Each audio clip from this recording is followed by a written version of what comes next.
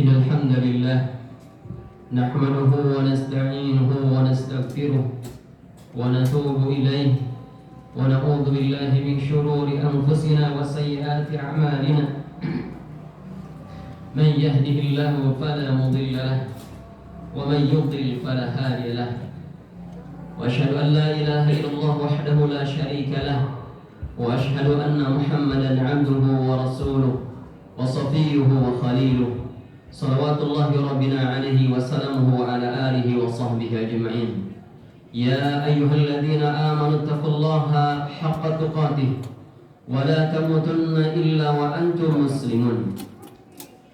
Wahai orang-orang beriman, bertakwalah kepada Allah dengan sebenar-benar ketakwaan, dan janganlah kalian wafat kecuali dalam keadaan muslim.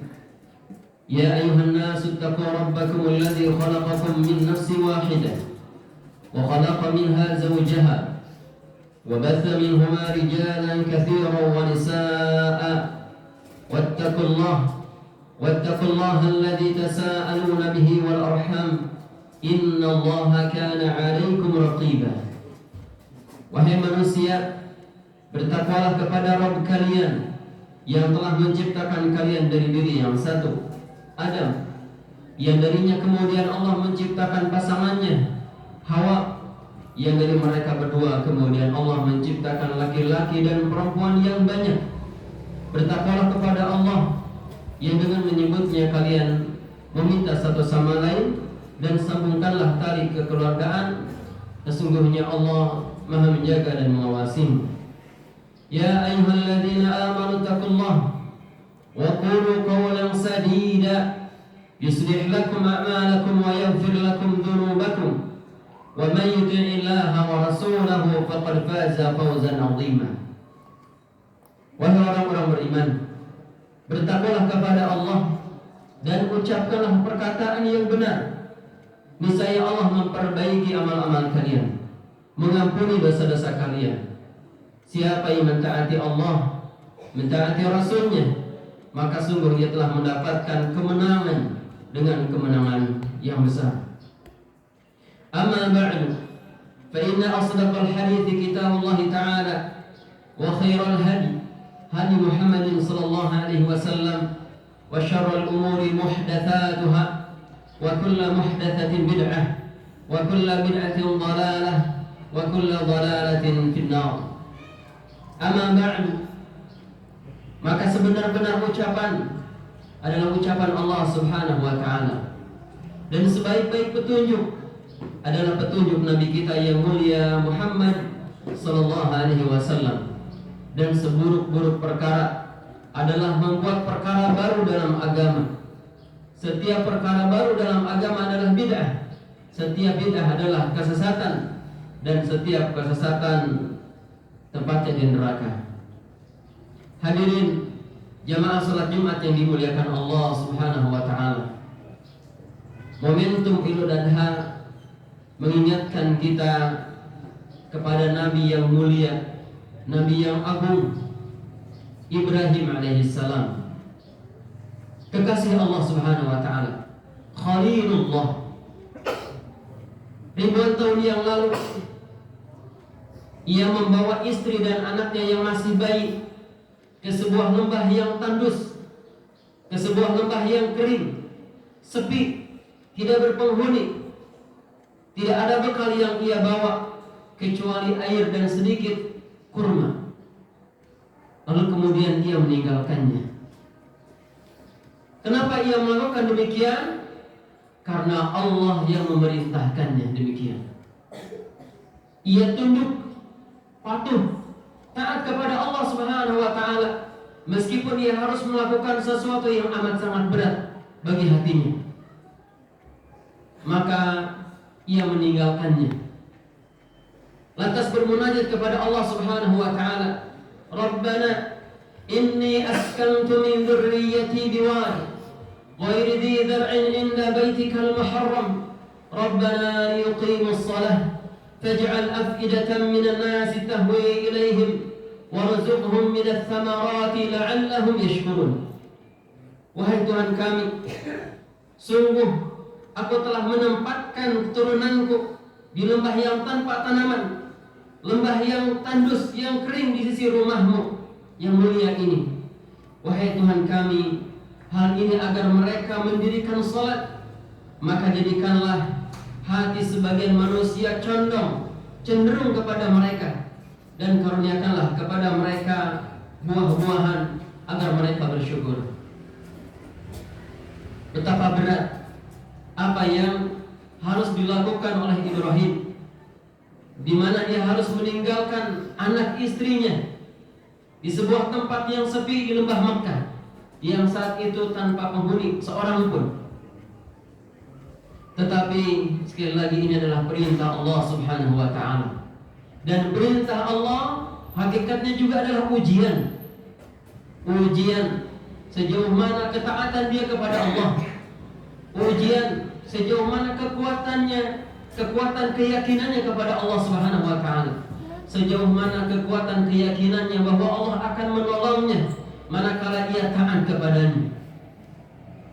Ujian keyakinan bahwa ia akan ditolong oleh Allah ketika bersandar hanya kepada Allah, beribadah hanya kepada Allah Subhanahu wa taala. Ketika dia hendak meninggalkan anak dan istrinya bertanya, apakah Allah yang memerintahkan demikian? Apakah Allah yang memerintahkan ini kami ditinggalkan? Kemudian Ibrahim mengatakan, Allah yang memerintahkan. Lalu istrinya yang salihah mengatakan, kalau begitu Allah tidak akan menyia-nyiakan kami. Hadirin rahimakumullah, kita lihat istrinya yang salihah, ketika dikatakan kepadanya bahwa Allah yang memerintahkannya, maka dia segera yakin bahwa Allah Subhanahu wa taala tidak akan menyia-nyiakan dirinya dan anaknya. Allah tidak akan menyia-nyiakan hamba yang mentaatinya. Maka kemudian tenanglah hatinya. Memang kalau kita lihat, Ibrahim tidak meninggalkan apapun untuk anak dan istrinya, kecuali sedikit makanan dan sedikit air yang sebentar lagi akan habis. Tapi sebenarnya Ibrahim telah meninggalkan untuk istrinya sesuatu yang lebih bernilai dari sekedar makanan atau minuman, bahkan sesuatu yang paling bernilai bagi kehidupan dunia dan akhiratnya, yaitu tauhidullah. Ibrahim telah meninggalkan untuk istrinya tauhidullah, keyakinan kepada Allah Subhanahu wa taala, keyakinan bahwasanya Allah Subhanahu wa taala akan senantiasa bersama hambanya yang mentaatinya, keyakinan bahwa Allah Subhanahu wa taala akan menolong hamba-hamba yang mentaatinya, yakin bahwa Allah Maha Kuasa untuk memberikan pertolongan.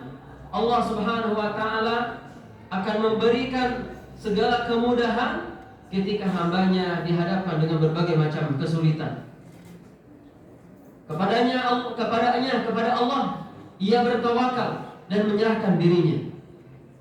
Maka pelajaran bagi kita, hadirin rahimakumullah, sudahkah kita mewariskan untuk keluarga kita, istri kita, anak kita tauhidullah? Sudahkah kita mengarahkan mereka, mengajarkan mereka tauhidullah? Padahal ini adalah perkara yang paling penting. Allah Subhanahu wa taala berfirman, "Wa ma khalaqtul jinna wal insa illa liya'budun." Tidaklah kami ciptakan jin dan manusia kecuali untuk beribadah. Ulama mengatakan bahwa makna liya'budun, untuk menyembah, untuk beribadah kepada Allah, maknanya adalah untuk mentauhidkan Allah Subhanahu wa taala. Karena ibadah-ibadah yang kita lakukan, entah itu salat, entah itu baca Al-Quran, zikir, sedekah dan amal-amal saleh lainnya, hakikatnya adalah tauhidullah, penghambaan kepada Allah Subhanahu wa taala, menjauhkan syirik. Hadirin rahimakumullah, demikian Ibrahim meninggalkan untuk keluarganya tauhidullah. Barangkali tidak semua kita diberikan kelapangan rezeki oleh Allah Subhanahu wa taala, sehingga kalau wafat bisa mewariskan harta yang banyak untuk anak istrinya. Tetapi tidak mengapa.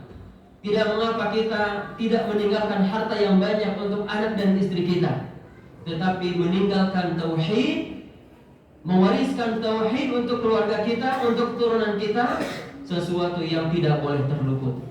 Karena dengan tauhidullah, kita meyakini dengan tauhidullah, anak kita yang kita tinggalkan, istri kita yang kita tinggalkan akan hidup bahagia.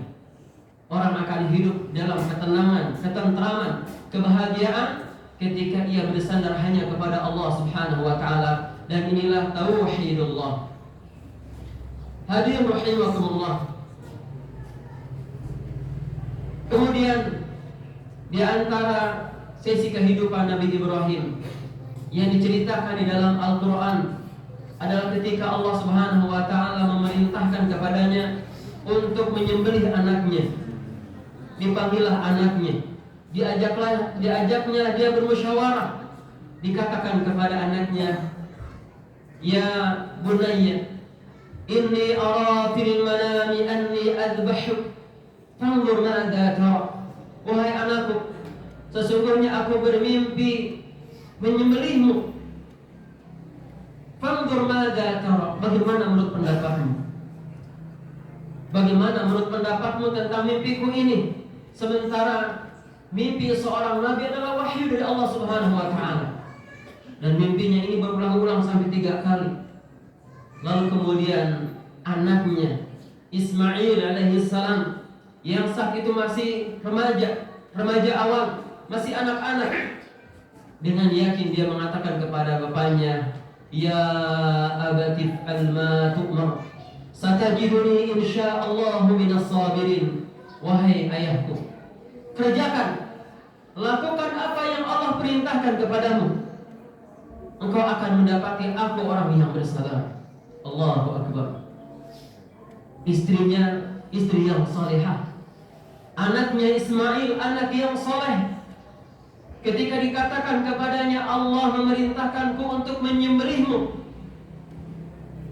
dengan yakin anaknya mengatakan, "Wahai ayahku, lakukan apa yang Allah perintahkan dan aku akan bersabar. Engkau akan melihat aku menjadi orang yang sabar dengan perintah Allah Subhanahu wa taala." Maka kemudian dibawalah Ismail ke sebuah tempat untuk disembelih, menunaikan perintah Allah Subhanahu wa taala. Akan tetapi kemudian Allah Subhanahu wa taala menyudahi ujiannya. Didatangkanlah kepadanya kibas atau kambing atau domba sebagai penggantinya. Hadirin rahimakumullah.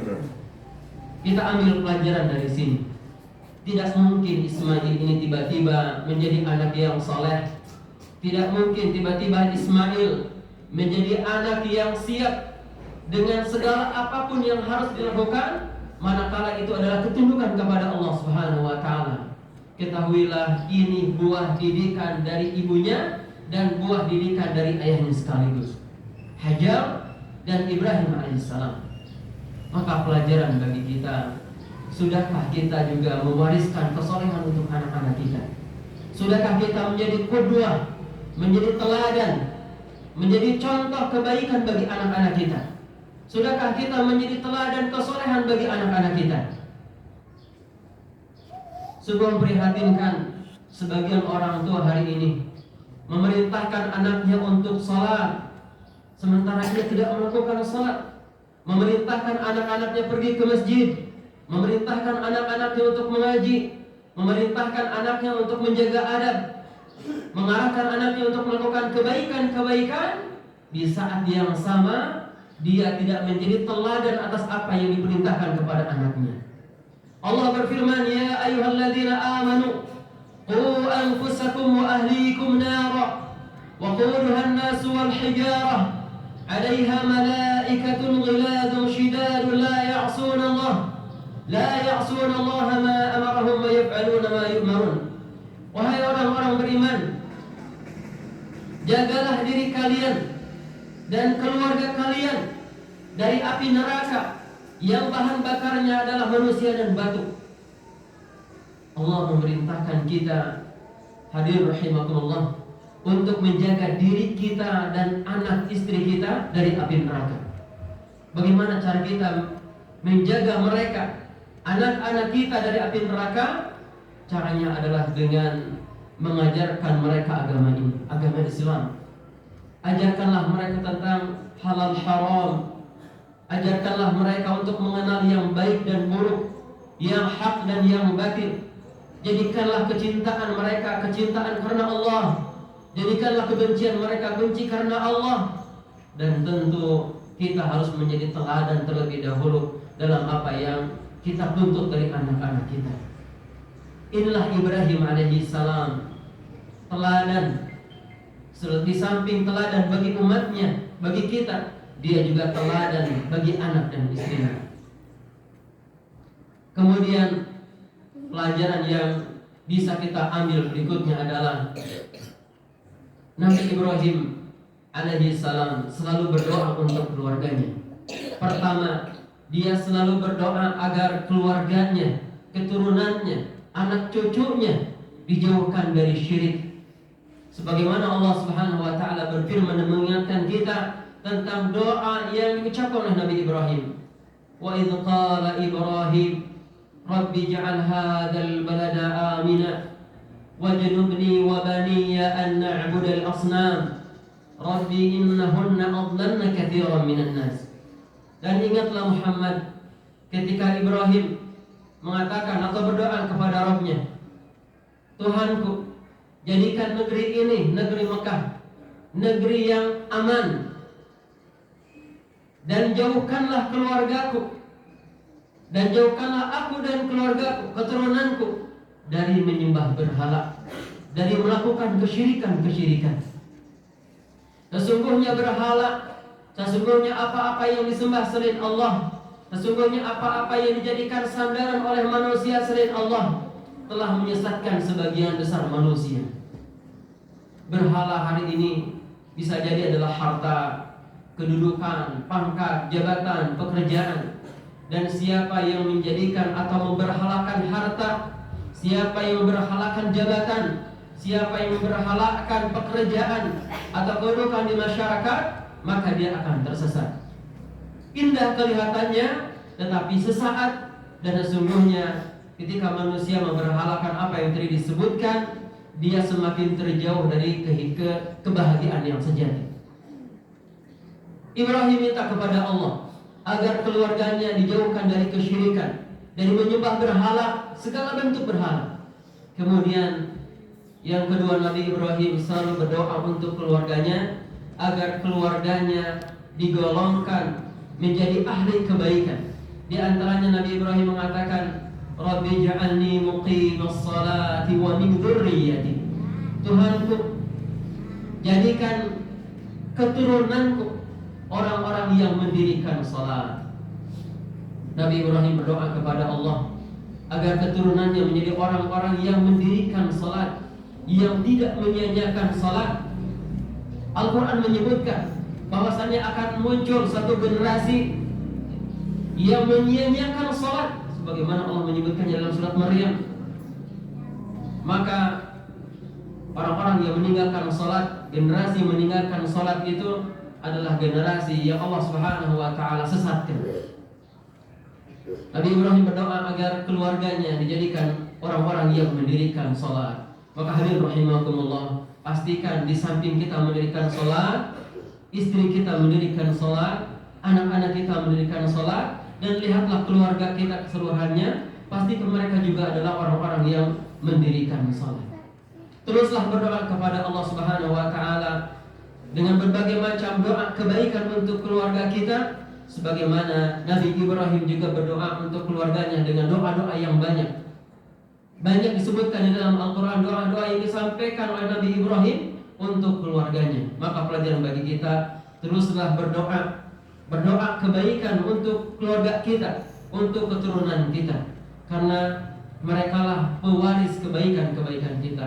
Kebaikan yang mereka lakukan setelah wafatnya kita adalah sumber pahala kita di sisi Allah Subhanahu wa taala. Semoga Allah Subhanahu wa taala memberikan taufik. Barakallahu wa lakum fil Qur'anil Karim wa nafa'ni wa iyyakum bima fihi minal ayati wadh-dhikril hakim wa taqabbal minni wa minkum tilawatahu innahu huwal ghafurur rahim.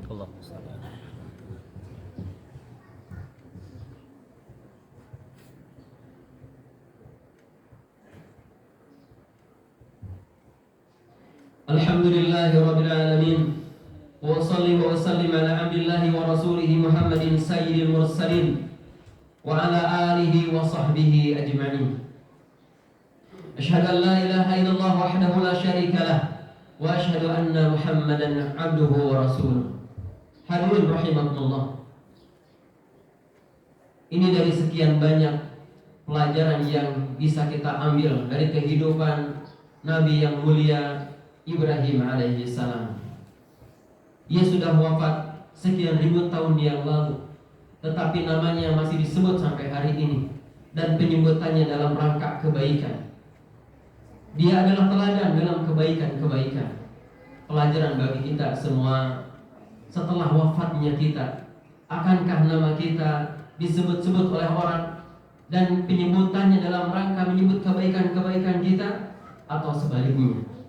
Maka marilah kita mengisi sisa-sisa kehidupan kita dengan melakukan berbagai macam kebaikan dan amal soleh, sehingga setelah wafat kita orang-orang tidak mengenang kita kecuali karena kebaikannya. Allahumma shalli wa sallim wa barik ala Muhammadin wa ala alihi wa sahbihi ajma'in. Allahumma ighfir lil muslimina wal muslimat wal mu'minina wal mu'minat al ahya'i minhum wal amwat innaka samii'un qariibun mujib da'wati ya qadiyal hajat.